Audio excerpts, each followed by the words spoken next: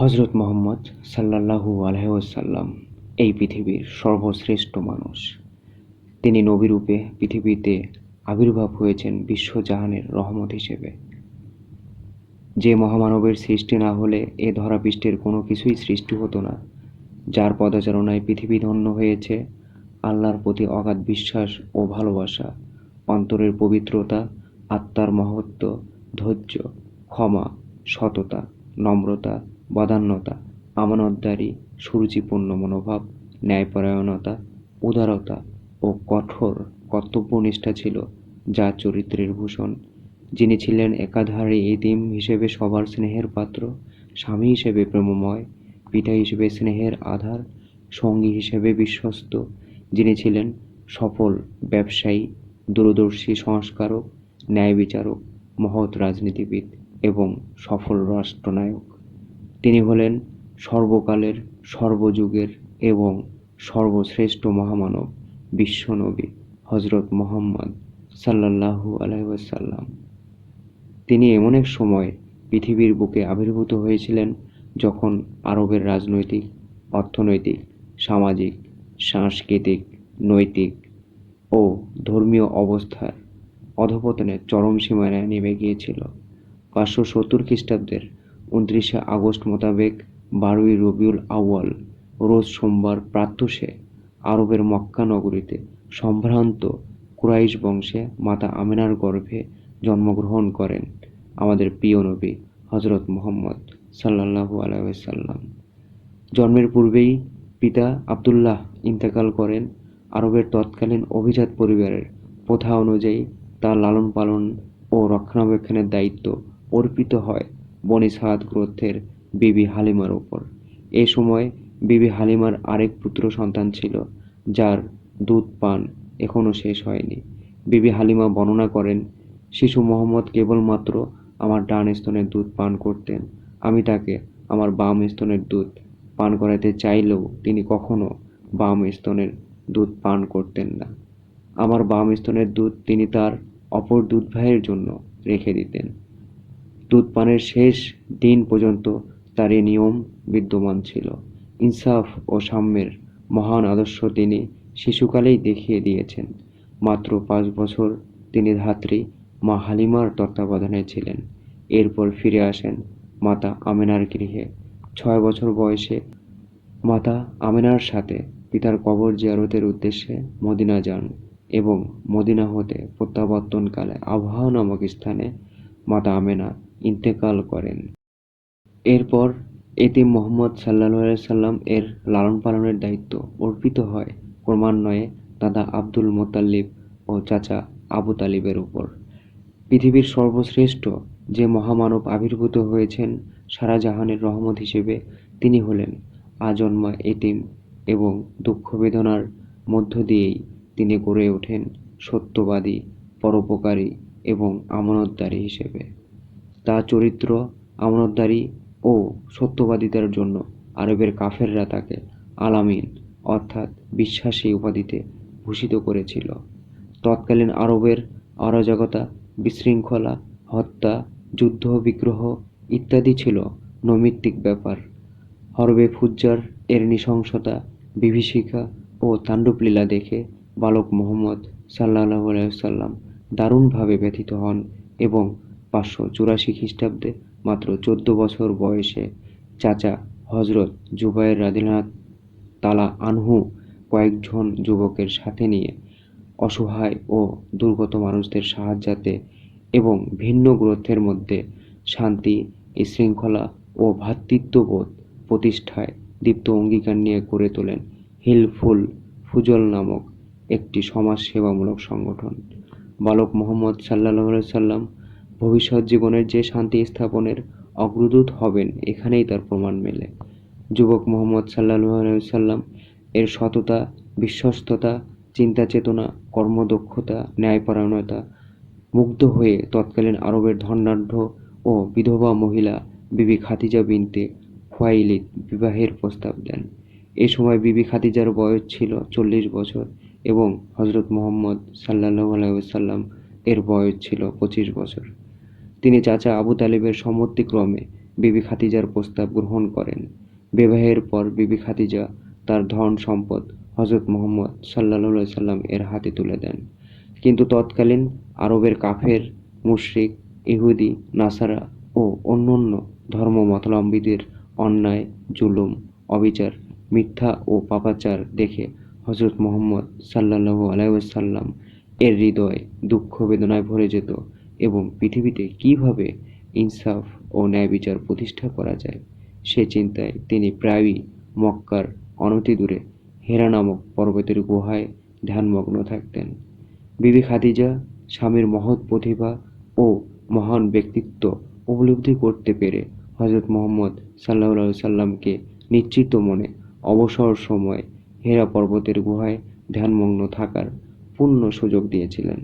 ক্রমান্বয়ে তার বয়স যখন 40 বছর পূর্ণ হয় তখন তিনি নবুয়ত লাভ করেন এবং তার উপর সর্বপ্রথম নাজিল হয় পবিত্র কোরআনের সূরা আলাকের প্রথম 5টি আয়াত।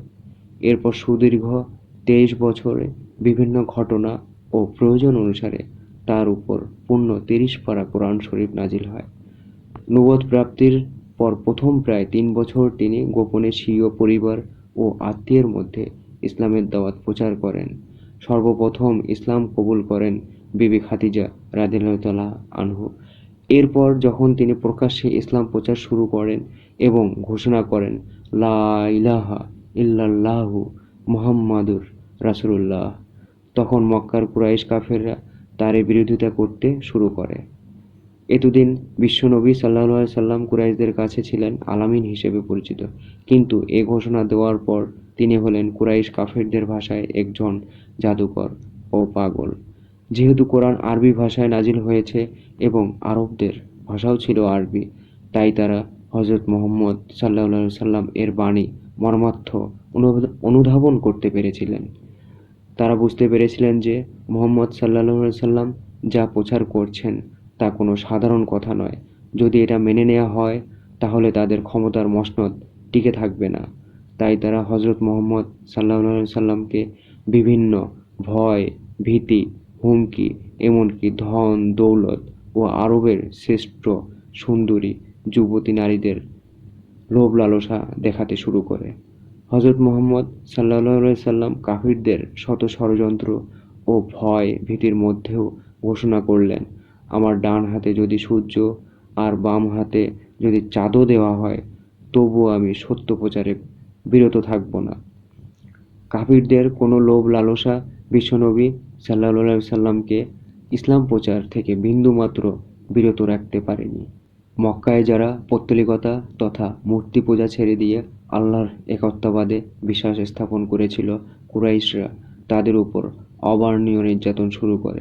কিন্তু ইসলামের শাশ্বত বাণী যারা একবার গ্রহণ করেছে তাদেরকে শত নির্যাতন করেও ইসলাম থেকে পৌত্তলিকতায় ফিরিয়ে নিতে পারেনি।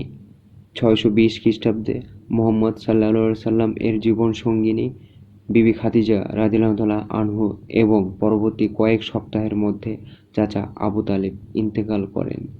জীবনের সংকটময় মুহূর্তে তাদেরকে হারিয়ে বিশ্বনবী সাল্লাল্লাহু আলাইহি সাল্লাম শোকে দুঃখে মুহ্যমান হয়ে পড়েন। বিবি খাদিজা ছিলেন বিশ্বনবীর দুঃসময়ের স্ত্রী, উপদেষ্টা এবং বিপদে আপদে সান্ত্বনা স্বরূপ। চাচা আবু তালিব ছিলেন শৈশবের অবলম্বন, যৌবনের অভিভাবক এবং পরবর্তী নবুয়ত জীবনের একনিষ্ঠ সমর্থক। তারা যতদিন জীবিত ছিলেন ততদিন কুরাইশরা মুহাম্মদ সাল্লাল্লাহু আলাইহি সাল্লাম এর বিরোধিতা করলেও তার কোনো ক্ষতি করতে পারেনি। ইতিমধ্যে ইসলাম প্রচারের উদ্দেশ্যে তিনি স্বীয় পালিত পুত্র হযরত যায়েদ বিন হারেসকে সঙ্গে নিয়ে তায়েফে গমন করলে সেখানেও তিনি তায়েফবাসীদের দ্বারা নির্যাতিত হন। তায়েফবাসীরা প্রস্তারঘাতে বিশ্বনবীকে জর্জরিত করে ফেলে অবশেষে 622 খ্রিস্টাব্দের 2রা জুলাই নবুয়তের ত্রয়োদশ বছর আল্লাহর নির্দেশে বিশ্বনবী সাল্লাল্লাহু আলাইহি সাল্লাম মদিনায় হিজরত করেন। ইতিমধ্যে মদিনায় ইসলামী আন্দোলনের একটি উপযুক্ত ক্ষেত্র হিসেবে তৈরি হয়েছিল। মদিনাবাসীরা মুহাম্মদ সাল্লাল্লাহু আলাইহি সাল্লামকে সাদরে গ্রহণ করল। মদিনায় গিয়ে তিনি সর্বপ্রথম একটি মসজিদ নির্মাণ করেন। হযরত মুহাম্মদ সাল্লাল্লাহু আলাইহি সাল্লাম এর কার্য পদ্ধতিতে একটি বিরাট পরিবর্তন এসে গিয়েছিল। এতদিন মক্কায় ইসলাম ছিল কেবলমাত্র একটি ধর্মের নাম, কিন্তু মদিনায় এসে তিনি দৃঢ় ভিত্তির উপর ইসলামী রাষ্ট্র গঠনে আত্মনিয়োগ করেন। এতদ উদ্দেশ্য তিনি সেখানে চিরাচরিত গোত্রীয় পার্থক্য তুলে দেন। সে সময় মদিনায় পৌত্তলিকতা ও ইহুদিরা বিভিন্ন গোত্রে বিভক্ত ছিল। মুহাম্মদ সাল্লাল্লাহু সাল্লাম মনে প্রাণে অনুভব করতে পেরেছিলেন যে যেখানে বিভিন্ন সম্প্রদায়ের লোকের বাস, সেখানে সকল সম্প্রদায়ের সমর্থন ও সহযোগিতা না পেলে ইসলামী রাষ্ট্রের ভিত্তি দুর্বল হয়ে পড়বে। তাই তিনি সেখানে সকল সম্প্রদায়ের লোকদেরকে নিয়ে একটি সাধারণতন্ত্র প্রতিষ্ঠা করেন এবং একটি আন্তর্জাতিক সনদপত্র ও স্বাক্ষরিত হয়, যা ইসলামের ইতিহাসে মদিনার সনদ নামে পরিচিত। পৃথিবীর ইতিহাসে এটাই ছিল প্রথম লিখিত শাসনতন্ত্র বা সংবিধান। উক্ত সংবিধানের রাষ্ট্রের প্রতিটি নাগরিকের মৌলিক অধিকার, জ্ঞান, মাল, ইজ্জতের নিরাপত্তা এবং ধর্মীয় স্বাধীনতার কথা ঘোষণা করা হয়। মুহাম্মদ সাল্লাল্লাহু সাল্লাম হন ইসলামী প্রজাতন্ত্রের সভাপতি। তিনি যে একজন দূরদর্শী ও সফল রাজনীতিবিদ, এখানেই তার প্রমাণ পাওয়া যায়। মদিনার সনদ নাগরিক জীবনে আমূল পরিবর্তন আনে এবং রাজনৈতিক ক্ষেত্রে স্থাপিত হয় ঐক্য। বিশ্বনবী সাল্লাল্লাহু সাল্লাম তলোয়ারের মাধ্যমে ইসলাম প্রতিষ্ঠা করেননি, বরং উদারতার মাধ্যমে ইসলাম প্রতিষ্ঠা করেছেন। কারণ যারা নবদীক্ষিত মুসলমানদের সাহাবায়ে কেরাম চালচলন, কথাবার্তা, সততা ও উদারতায় মুগ্ধ হয়ে যখন দলে দলে লোকেরা ইসলাম গ্রহণ করতে লাগলো, তখন কুরাইশ নেতাদের মনে হিংসা ও শত্রুতার উদ্রেক হয়। অপরদিকে মদিনার কতিপয় বিশ্বাসঘাতক মুহাম্মদ সাল্লাল্লাহু আলাইহি ওয়াসাল্লাম এর প্রাধান্য সহ্য করতে না পেরে গোপনভাবে ইসলাম ও মুসলমানদের বিরুদ্ধে ষড়যন্ত্র করতে থাকে। কাফিরদের বিশ্বাসঘাতকতা ও ষড়যন্ত্রকে প্রতিহত করার জন্যই মুহাম্মদ সাল্লাল্লাহু আলাইহি ওয়াসাল্লাম তলোয়ার ব্যবহার করতে বাধ্য হয়েছিলেন। ফলে ঐতিহাসিক বদর, উহুদ ও খন্দক সহ অনেকগুলো যুদ্ধ সংঘটিত হয় এবং সকল যুদ্ধে প্রায় সবগুলোতেই মুসলমানরা জয়লাভ করেন। বিশ্বনবী মুহাম্মদ সাল্লাল্লাহু আলাইহি ওয়াসাল্লাম মোট ২৭টি যুদ্ধে প্রধান সেনাপতির দায়িত্ব পালন করেছিলেন। ৬২৭ খ্রিস্টাব্দ মোতাবেক ষষ্ঠ হিজরিতে ১৪০০ নিরস্ত্র সাহাবীকে সঙ্গে নিয়ে মুহাম্মদ সাল্লাল্লাহু আলাইহি ওয়াসাল্লাম মাতৃভূমি দর্শন ও পবিত্র হজ পালনের উদ্দেশ্যে মক্কা রওনা দেন। কিন্তু পথিমধ্যে কুরাইশ বাহিনী কর্তৃক বাধাপ্রাপ্ত হয়ে উভয় পক্ষের মধ্যে একটি সন্ধি চুক্তি স্বাক্ষরিত হয়, যা ইসলামের ইতিহাসে হুদাইবিয়ার সন্ধি নামে পরিচিত। সন্ধির শর্তাবলীর মধ্যে এ কথাগুলো উল্লেখ ছিল যে মুসলমানরা এ বছর উমরা আদায় না করে ফিরে যাবে, আগামী বছর হজে আগমন করবে, তবে ৩ দিনের বেশি মক্কায় অবস্থান করতে পারবে না। যদি কোনো কাফির স্বীয় অভিভাবকের অনুমতি ব্যতীত মুসলমান হয়ে মদিনায় গমন করে, তাহলে তাকে মক্কায় ফিরিয়ে দিতে হবে। পক্ষান্তরে মদিনা হতে যদি কোনো ব্যক্তি পলায়নপূর্বক মক্কায় চলে আসে, তাহলে তাকে ফিরিয়ে দেওয়া হবে না। প্রথম থেকে যে সকল মুসলমান মক্কায় বসবাস করেছে, তাদেরকে কাউকে সাথে করে মদিনায় নিয়ে যাওয়া যাবে না। আর মুসলমানদের মধ্যে যারা মক্কায় থাকতে চায়, তাদেরকে বিরত রাখা যাবে না। আরবের বিভিন্ন গোত্রগুলোর এ স্বাধীনতা থাকবে যে তারা উভয় পক্ষের মাঝে যাদের সঙ্গে ইচ্ছে সম্পর্ক স্থাপন করতে পারবে। সন্ধি চুক্তির মেয়াদকালের মধ্যে উভয় পক্ষ শান্তি ও নিরাপত্তার সাথে যাতায়াতের সম্পর্ক চালু রাখতে পারবে। এছাড়া কুরাইশ প্রতিনিধি সুহাইল বিন অমর সন্ধিপত্র থেকে বিসমিল্লাহির রহমানির রাহিম এবং মুহাম্মদুর রাসূলুল্লাহ বাক্য দুটি কেটে দেওয়ার জন্য দাবি করেছিল, কিন্তু কিন্তু সন্ধিপত্রের লেখক হযরত আলী রাদিয়াল্লাহু আনহু তা মেনে নিতে রাজি হলেন না। অবশেষে বিশ্বনবী সাল্লাল্লাহু আলাইহি সাল্লাম সুহাইল বিন আমরের আপত্তির প্রেক্ষিতে বিসমিল্লাহির রহমানির রাহিম এবং মুহাম্মদুর রাসূলুল্লাহ বাক্য দুটি নিজ হাতে কেটে দেন এবং এর পরবর্তীতে সুহাইল বিন আমরের দাবি অনুযায়ী বিসমিকা আল্লাহুম্মা এবং মুহাম্মদ ইবনে আবদুল্লাহ লিপিবদ্ধ করার জন্য তিনি হযরত আলী রাদিয়াল্লাহু আনহুকে নির্দেশ দেন। সুতরাং বাহ্যিক দৃষ্টিতে এই সন্ধি মুসলমানদের জন্য অপমানজনক হলেও তা মুহাম্মদ সাল্লাল্লাহু আলাইহি সাল্লামকে অনেক সুযোগ সুবিধা ও সাফল্য এনে দিয়েছিল। এই সন্ধির মাধ্যমে কুরাইশরা মুহাম্মদ সাল্লাল্লাহু আলাইহি সাল্লাম এর রাজনৈতিক সত্তাকে একটি স্বাধীন সত্তা হিসেবে স্বীকার করে নেয়। সন্ধির শর্তানুযায়ী অমুসলমানরা মুসলমানদের সাথে অবাধে মেলামেশার সুযোগ পায়, ফলে অমুসলমানরা ইসলামের মহৎ বাণী উপলব্ধি করতে থাকে এবং দলে দলে ইসলাম গ্রহণ করতে থাকে। এই সন্ধির পরেই মুহাম্মদ সাল্লাল্লাহু সাল্লাম বিভিন্ন রাজন্যবর্গের কাছে ইসলামের দাওয়াত দিয়ে পত্র প্রেরণ করেন এবং অনেকেই ইসলাম গ্রহণ করেন। মুহাম্মদ সাল্লাল্লাহু সাল্লাম যেখানে মাত্র ১৪০০ মুসলিম সৈন্য নিয়ে হুদাইবিয়াতে গিয়েছিলেন, সেখানে মাত্র ২ বছর অর্থাৎ অষ্টম হিজরিতে ১০,০০০ মুসলিম সৈন্য নিয়ে বিনা রক্তপাতে মক্কা জয় করেন। যে মক্কা থেকে বিশ্বনবী সাল্লাল্লাহু সাল্লাম নির্যাতিত অবস্থায় বিতাড়িত হয়েছিলেন, সেখানে আজ তিনি বিজয়ের বেশে উপস্থিত হলেন এবং মক্কাবাসীর প্রতি সাধারণ ক্ষমা ঘোষণা করলেন। মক্কা বিজয়ের দিন হযরত ওমর ফারুক রাদিয়াল্লাহু আনহু কুরাইশ নেতা আবু সুফিয়ানকে গ্রেফতার করে মুহাম্মদ সাল্লাল্লাহু আলাইহি সাল্লাম এর সম্মুখে উপস্থিত করেন, কিন্তু তিনি তার দীর্ঘদিনের শত্রুকে হাতে পেয়েও ক্ষমা করে দেন। ক্ষমার এই মহান আদর্শ পৃথিবীর ইতিহাসে আজও বিরল। মক্কায় আজ ইসলামের বিজয় পতাকা উড্ডীয়মান। সকল অন্যায়, অসত্য, শোষণ ও জুলুমের রাজত্ব চিরতরে বিলুপ্ত। ৬৩১ খ্রিস্টাব্দে মোতাবেক দশম হিজরিতে মুহাম্মদ সাল্লাল্লাহু সাল্লাম লক্ষাধিক মুসলিম সৈন্য নিয়ে বিদায়ী হজ সম্পাদন করেন এবং হজ সম্পাদন শেষে আরাফার বিশাল ময়দানে প্রায় ১,১৪,০০০ সাহাবীর সম্মুখে জীবনের অন্তিম ভাষণ প্রদান করেন, যা ইসলামের ইতিহাসে বিদায় হজের ভাষণ নামে পরিচিত। বিদায় হজের ভাষণে বিশ্বনবী সাল্লাল্লাহু আলাইহি ওয়াসাল্লাম মানবাধিকার সম্পর্কিত যে সনদপত্র ঘোষণা করেন, দুনিয়ার ইতিহাসে তা আজও অতুলনীয়।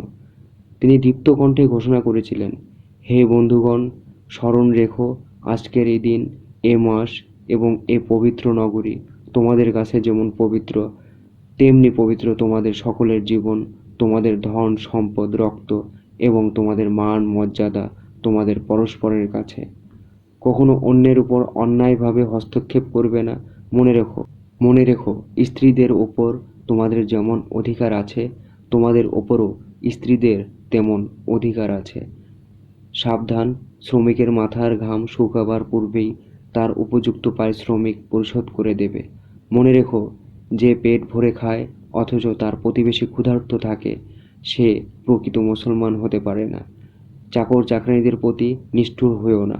তোমরা যা খাবে তাদেরকে তাই খেতে দেবে, তোমরা যা পরিধান করবে তাদেরকে তাই পরিধান করতে দেবে। কোনো অবস্থাতেই ইতিমের সম্পদ আত্মসাৎ করবে না।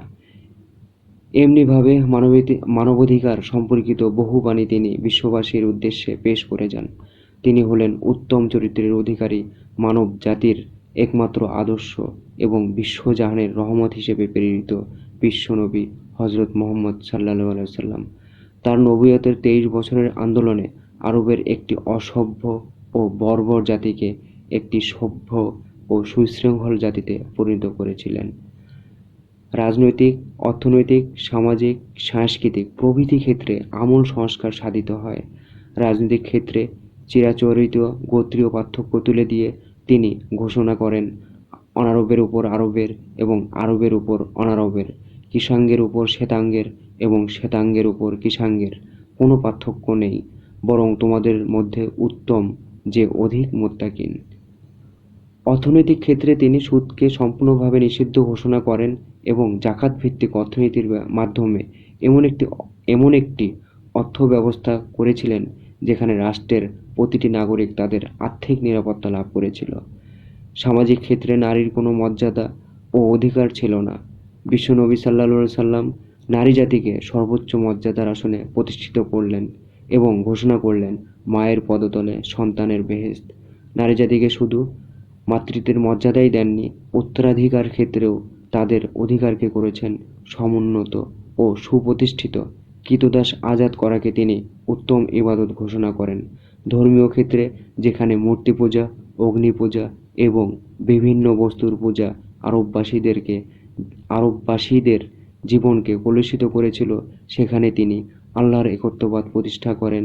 মোদ্দা কথা, তিনি এমন একটি অপরাধমুক্ত সমাজ ও রাষ্ট্র ব্যবস্থা প্রতিষ্ঠা করেছিলেন যেখানে কোনো হানাহানি, রাহাজানি, বিশৃঙ্খলা, শোষণ, জুলুম, অবিচার, ব্যভিচার, সুদ, ঘুষ, ইত্যাদি কিচ্ছু ছিল না।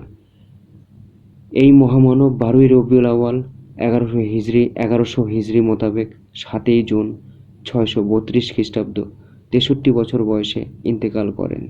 তিনি হলেন সর্বশেষ নবী ও রাসূল। পৃথিবীর বুকে কিয়ামত পর্যন্ত আর কোনো নবীর আবির্ভাব হবে না।